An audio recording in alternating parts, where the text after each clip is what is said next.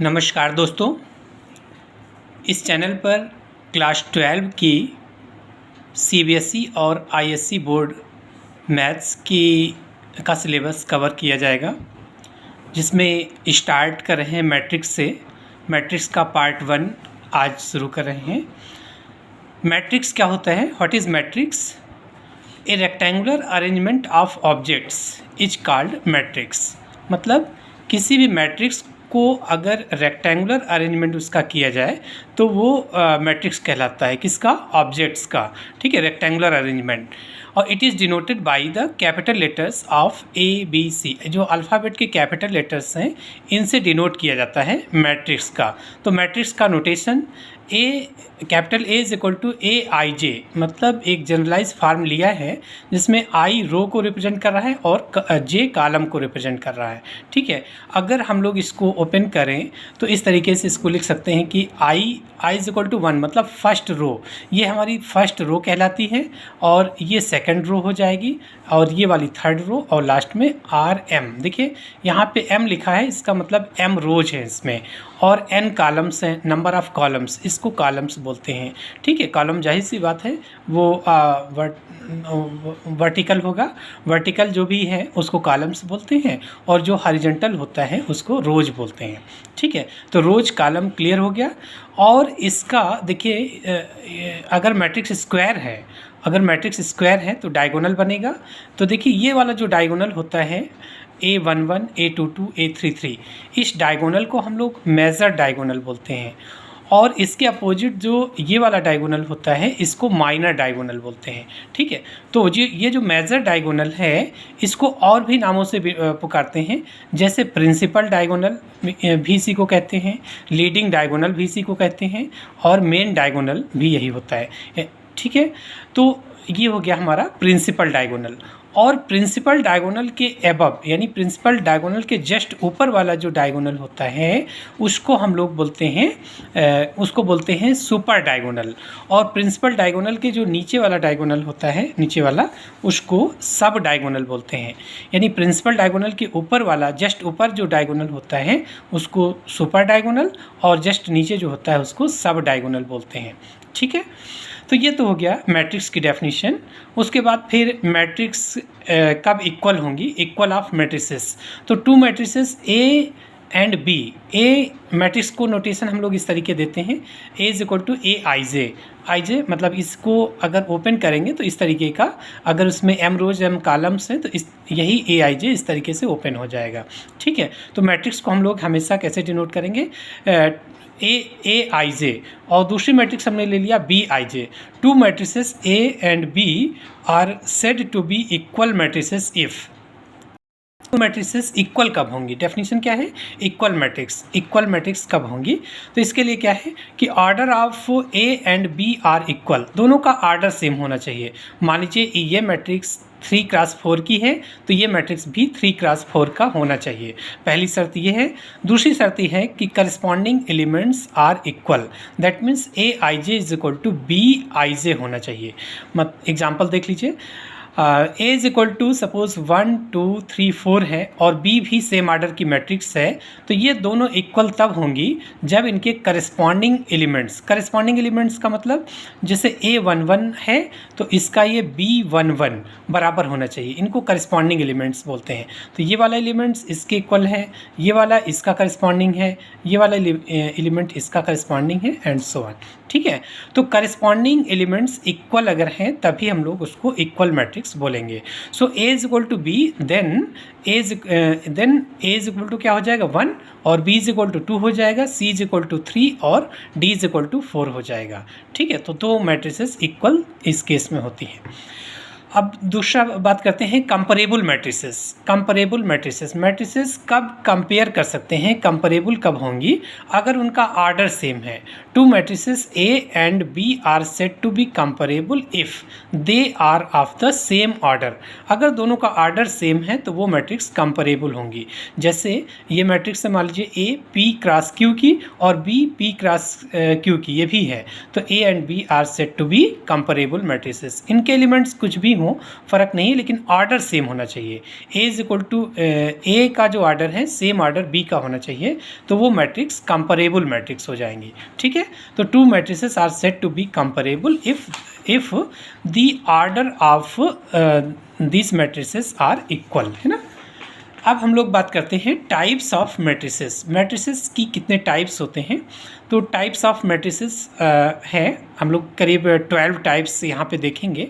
जैसे row matrix.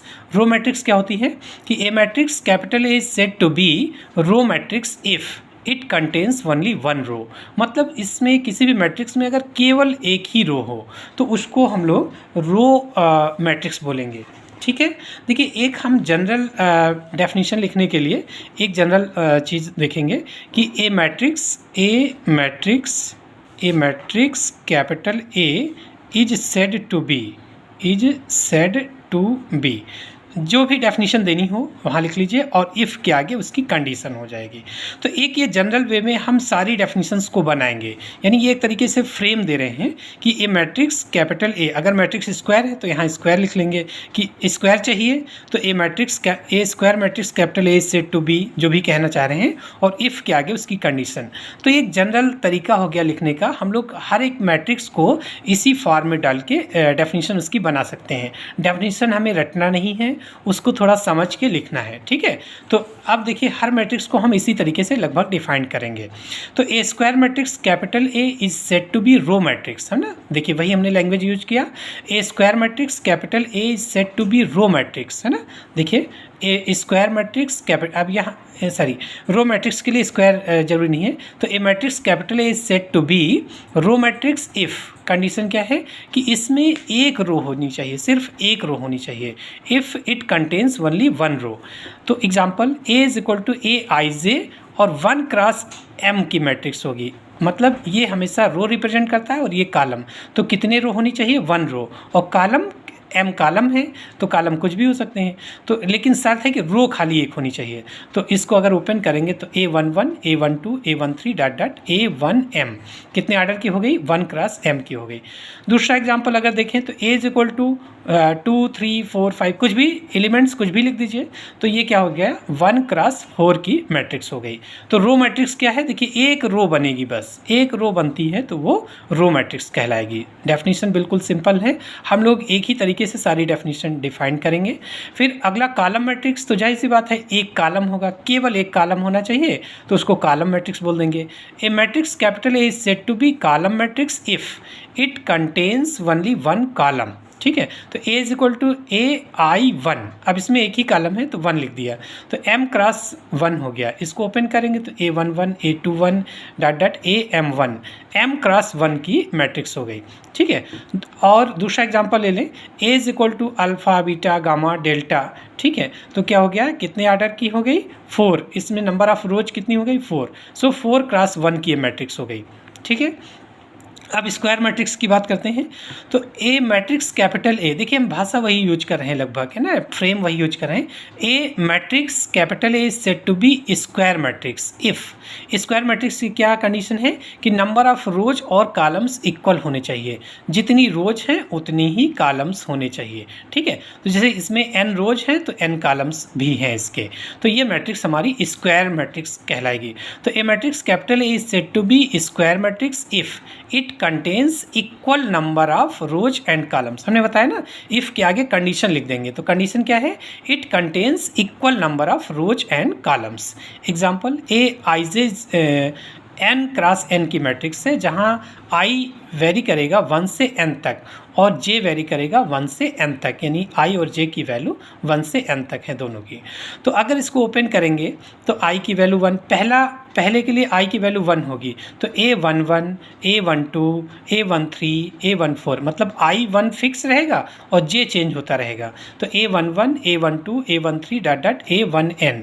इसी तरीके दूसरी रो के लिए i का मान 2 हो जाएगा, तो A21, A22, A23 dot dot A2n, और nth रो हो जाएगी AN1, AN2, AN3 dot dot ANN।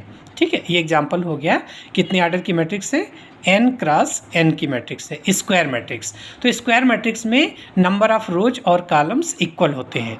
दूसरा बी मैट्रिक्स कोई और ले लेते हैं, 1 2 3 एलिमेंट कुछ भी दे दीजिए, 1 2 3 3 4 5 और 2 3 4 और 3 4 5, ठीक, 3 क्रॉस 3 की मैट्रिक्स है।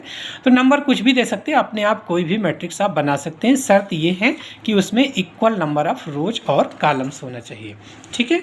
अगला टाइप हम लोग देखते हैं, नेक्स्ट टाइप है नल मैट्रिक्स, ठीक है। तो नल मैट्रिक्स क्या होती है? नल मैट्रिक्स को भी हम लोग जीरो मैट्रिक्स कहते हैं, नल मैट्रिक्स को जीरो मैट्रिक्स भी कहते हैं। A square matrix is said to be null matrix if, condition क्या है कि इसके सारे एलिमेंट जीरो होने चाहिए, ठीक है। If all the elements of this matrix are zero, it is denoted by O, है ना, ओ से हम लोग डिनोट करते हैं या जीरो कहते हैं इसको, ठीक है, ओ से डिनोट करेंगे, ठीक है। मैट्रिक्स को हमेशा कैपिटल लेटर से डिनोट कर देंगे, तो जो जीरो मैट्रिक्स है उसको ओ से डिनोट करेंगे। तो ओ 2 3 है तो इसके सारे एलिमेंट जीरो कर दो और 2 3 की मैट्रिक्स लिख लो, यानी 2 रो कर दीजिए और 3 कॉलम कर दो। तो ए जीरो ओ 2 3 क्या हो गया, 0 0 0 0 0 0, है ना, ये हो गया। फिर ओ 1 4 या कभी कभी इसको जीरो भी पढ़ा जाता है ना, जीरो मैट्रिक्स है तो जीरो से, हालांकि मैट्रिक्स को कैपिटल अल्फ़ाबेट के नोटेशन से डिनोट करते हैं, इसलिए होता तो ये ओ है, लेकिन जीरो की तरह लिखा होता है तो कभी कभी कोई इसको जीरो पढ़ देता है, ठीक है। तो 1 क्रॉस 4 इक्वल टू क्या हो गया, इसमें 1 रोज होगा और 4 कॉलम्स हो गए, तो ये भी हो सकता है। 3 क्रॉस 3 में 3 रोज और 3 कॉलम। शर्त क्या है, नल मैट्रिक्स की शर्त क्या है कि इसके सारे एलिमेंट जीरो होंगे, वो किसी भी ऑर्डर की कोई भी नल मैट्रिक्स हो सकती है, जो ज़रूरत होगा वो हम लिख सकते हैं, ठीक है। तो नल मैट्रिक्स को हम ओ से डिनोट करते हैं, ठीक। फिर बात आती है डायगोनल मैट्रिक्स की। तो डायगोनल मैट्रिक्स किसी भी, देखिए डायगोनल तभी बनेगा जब स्क्वायर हो, अरेंजमेंट हमारा स्क्वायर हो, ठीक है, तभी वो तभी डायगोनल बनेगा। डायगोनल हमेशा स्क्वायर का बनेगा, ठीक है।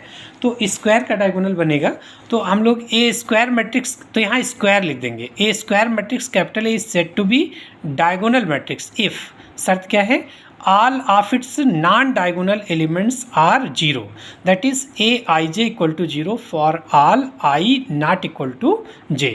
मतलब डायगोनल एलिमेंट्स, ये देखिए ये डायगोनल एलिमेंट्स है, ये डायगोनल एलिमेंट है और बाकी सारे एलिमेंट जीरो होने चाहिए।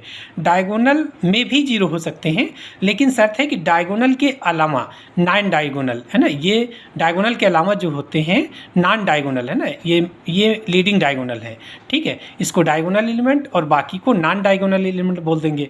तो नॉन डायगोनल एलिमेंट सारे जीरो होने चाहिए, ठीक है।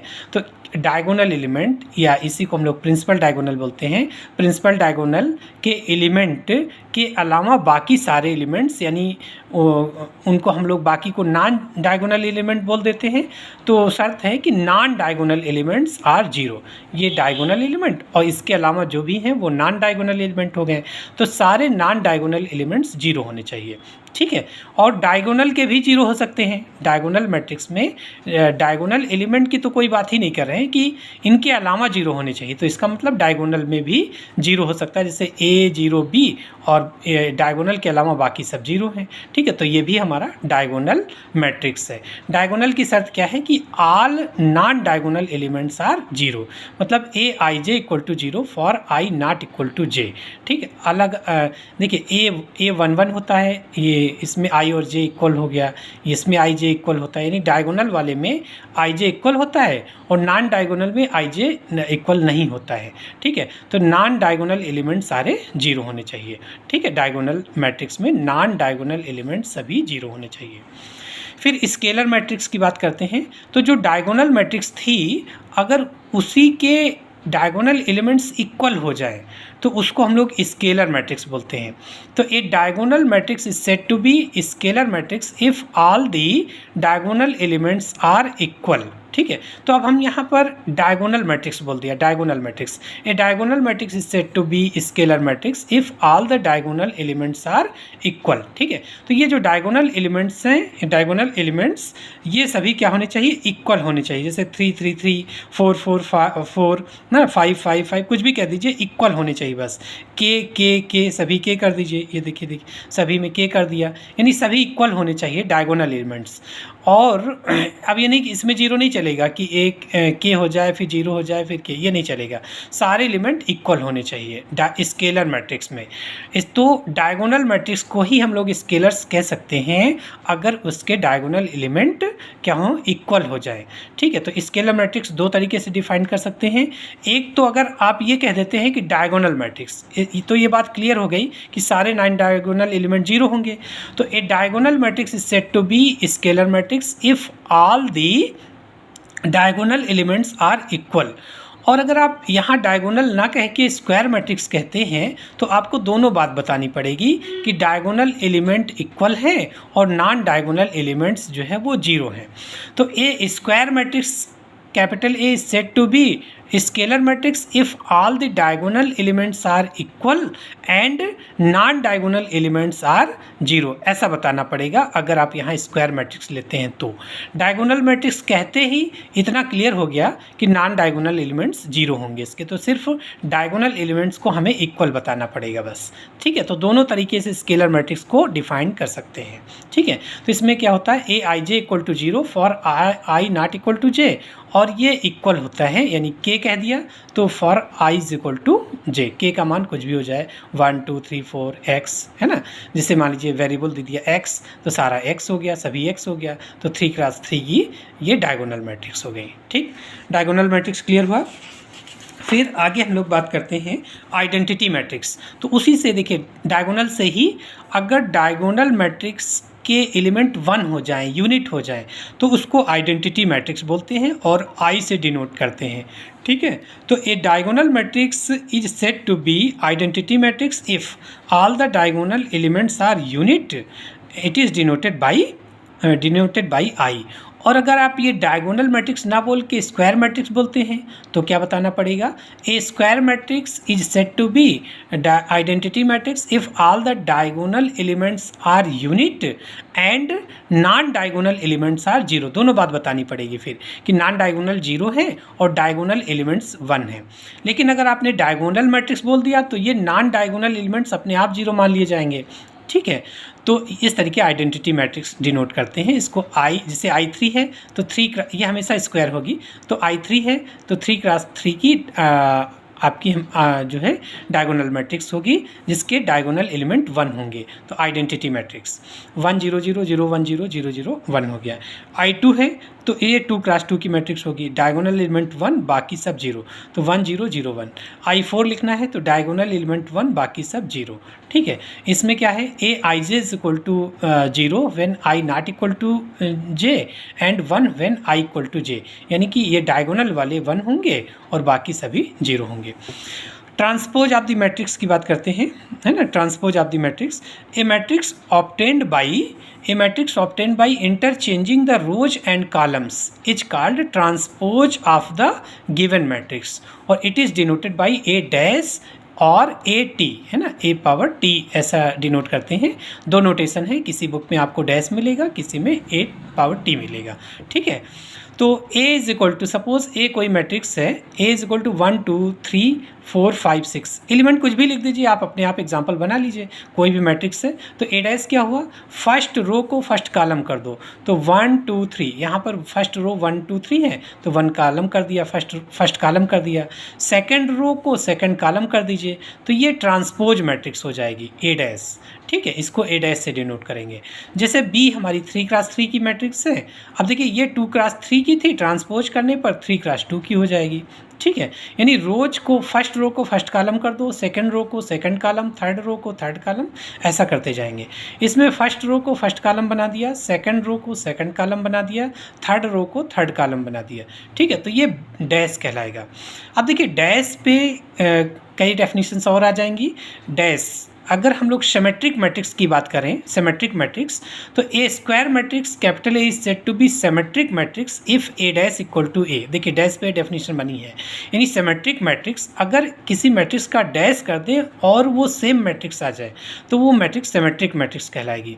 तो मैट्रिक्स स्क्वायर होना जरूरी है, इसलिए हमने लिखा a square matrix capital A is said to be. देखिए हमने जो शुरू में एक फॉर्म दिया था, सारी डेफिनेशन वैसे ही लिख रहे हैं।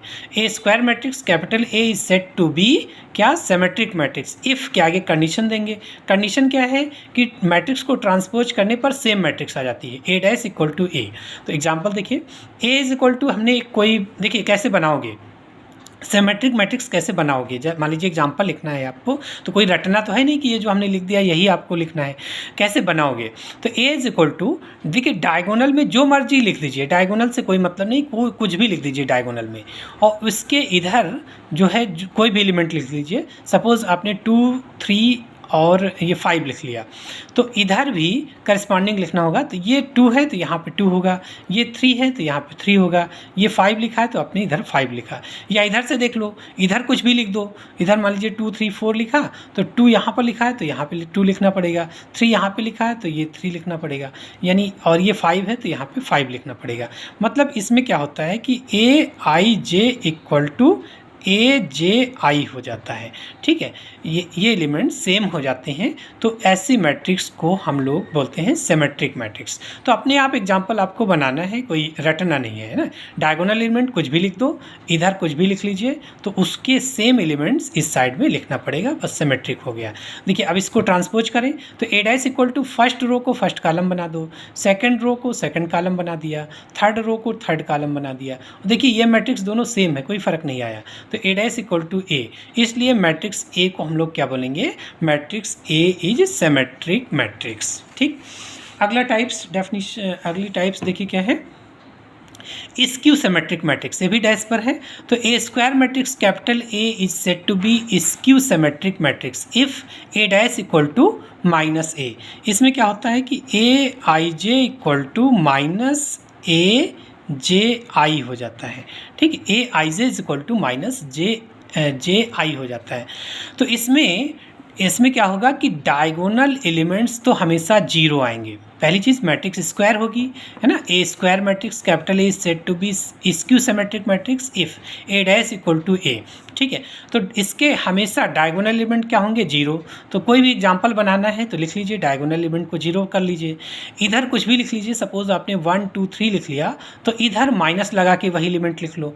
1 है तो इधर -1, 2 है तो -2, 3 है तो इधर -3 लिख लीजिए, ठीक है।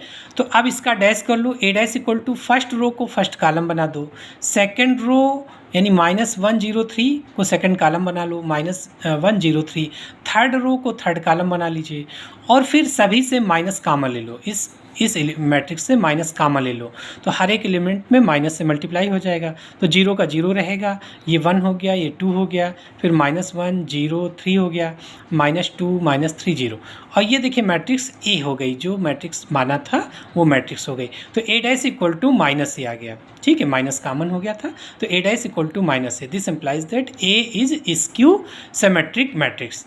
तो ये इसके जो डायगोनल एलिमेंट्स होते हैं वो हमेशा जीरो होते हैं। ये कहीं पूछा जा सकता है कि diagonal elements of skew symmetric matrix are zero, ये पता होना चाहिए। स्क्यू सिमेट्रिक मैट्रिक्स के डायगोनल एलिमेंट जीरो होते हैं। तो एग्जांपल कैसे सेट करोगे, डायगोनल एलिमेंट्स को जीरो कर दो, इधर भी कुछ भी लिख लो, मान लीजिए चाहे ऊपर लिख लीजिए कुछ भी, माइनस लगा के नीचे लिख लो, या नीचे कुछ भी लगा लो, नीचे कुछ भी लिख लो, माइनस लगा के ऊपर लिख दीजिए। तो ये एलिमेंट इस तरीके से एलिमेंट अरेंज हो जाएंगे।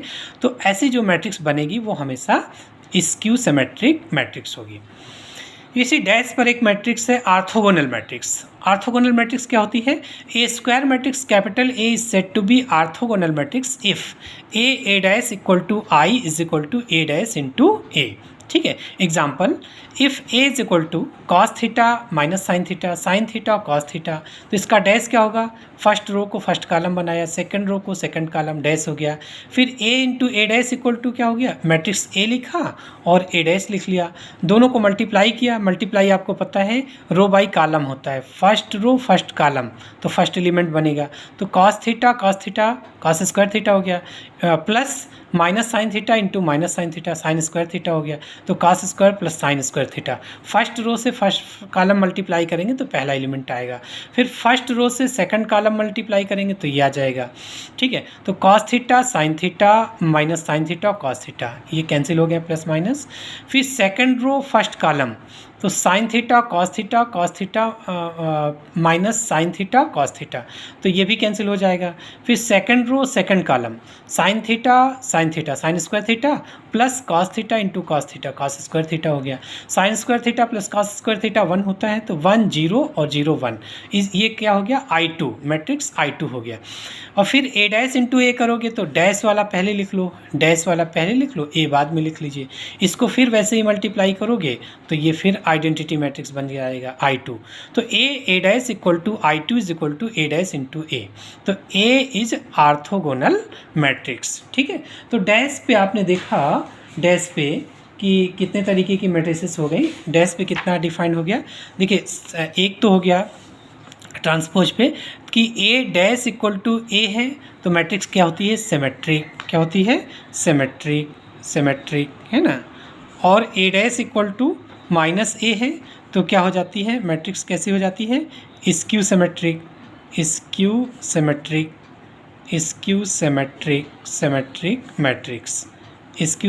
मैट्रिक्स। और a into A dash equal to अगर i के बराबर हो जाए या a डैश इंटू ए, तो इसको आर्थोगोनल मैट्रिक्स बोलते हैं, आर्थोगोनल मैट्रिक्स। ये हमारी आर्थोगोनल मैट्रिक्स हो गई। ठीक है, तो इस तरीके से आपने डैश पे 3 डेफिनेशन देखा, सिमेट्रिक, स्क्यू सिमेट्रिक और आर्थोगोनल मैट्रिक्स। ठीक है, नेक्स्ट हम लोग आते हैं ट्रेंगुलर मैट्रिक्स। तो ट्रेंगुलर मैट्रिक्स क्या होती है, ट्रेंगुलर कोई भी अपर ट्रेंगुलर मैट्रिक्स या लोअर ट्रेंगुलर मैट्रिक्स को ही हम लोग ट्रेंगुलर मैट्रिक्स बोलते हैं। तो a square matrix is said to be triangular matrix if it is either upper और लोअर ट्रेंगुलर मैट्रिक्स। वो या तो अपर ट्रेंगुलर मैट्रिक्स है या लोअर ट्रेंगुलर मैट्रिक्स है, तो उसको हम लोग बोलते हैं ट्रेंगुलर मैट्रिक्स। अब अपर ट्रेंगुलर मैट्रिक्स क्या होती है, अपर ट्रेंगुलर मैट्रिक्स होती है कि a square matrix capital A is said to be upper triangular matrix if all the elements below the principal diagonal are 0, that is aij equal to 0 for all I is greater than j।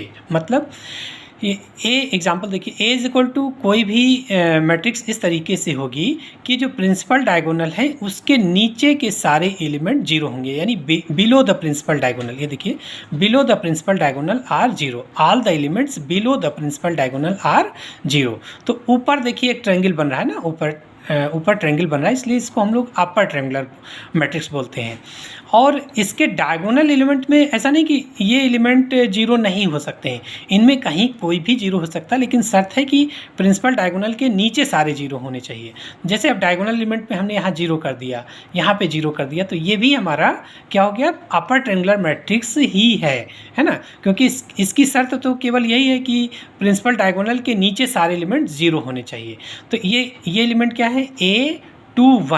A21, तो देखो i ज़्यादा है ना, i ज़्यादा है j कम है, तो i is greater than j। ये एलिमेंट क्या है, A31, तो इसमें i ज़्यादा है और j कम है। ये क्या है, A32, तो इसमें भी i ज़्यादा है और j कम है। तो aij equal to 0 for all i greater than j। तो इस तरीके को हम लोग अपर ट्रायंगुलर मैट्रिक्स बोलते हैं। अगर सारे डायगोनल एलिमेंट्स 0 हो जाएं, ठीक है, तो इसको बोलते हैं स्ट्रिक्टली अपर ट्रायंगुलर मैट्रिक्स। तो इसमें क्या है, aij equal to 0 for all i greater than r equal to j। मतलब यहाँ इक्वालिटी भी शामिल है, i इक्वल टू j भी अगर 0 हो गया तो उसको हम बोलते हैं स्ट्रिक्टली अपर ट्रायंगुलर मैट्रिक्स। ठीक है, यानी इसमें डायगोनल एलिमेंट और उसके नीचे सारे एलिमेंट 0 होंगे। ठीक है, तो it is called the strictly upper triangular matrix.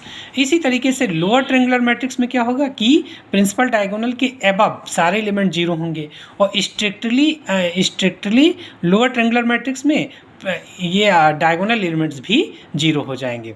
ठीक है, तो लोअर ट्रायंगुलर मैट्रिक्स क्या हुआ, a square matrix capital A is said to be lower triangular matrix if all the elements above the principal diagonal are 0, aij is equal to 0 for all I is less than j। इधर कोई भी आप देखोगे तो i कम होगा। जैसे ये क्या है, A13, तो i जो है 1 है और j 3 है, तो 1 is less than 3। ये क्या है, A12, तो i कम है j ज़्यादा है। A23, A23, तो आई कम है जे ज़्यादा है, तो इसमें ए आई जे इक्वल टू 0 होगा। स्ट्रिक्टली में क्या होगा, इक्वालिटी भी शामिल हो जाएगी, मतलब उसके डायगोनल एलिमेंट भी 0 हो जाएंगे और उसके अबव सारे एलिमेंट तो 0 होंगे ही। ठीक है, i is less than or equal to j, तो ये ऐसी मैट्रिक्स को बोलते हैं स्ट्रिक्टली लोअर ट्रायंगुलर मैट्रिक्स। मतलब अगर ऊपर के सारे एलिमेंट्स 0 हैं तो उसको प्रिंसिपल डायगोनल के एबव यानी नॉन जीरो से एक तरीके से जो ट्रायंगल बनता है वो नीचे साइड में बनता है, तो उसको हम लोग बोलते हैं लोअर ट्रायंगुलर मैट्रिक्स, और जो ऊपर साइड में बनता है उसको अपर ट्रायंगुलर मैट्रिक्स बोलते हैं। ठीक है, ये अपर ट्रायंगुलर मैट्रिक्स हो गया और ये हमारा लोअर ट्रायंगुलर मैट्रिक्स होगा। ठीक है, तो आज के लेक्चर में आपने देखा कि मैट्रिक्स क्या होती है।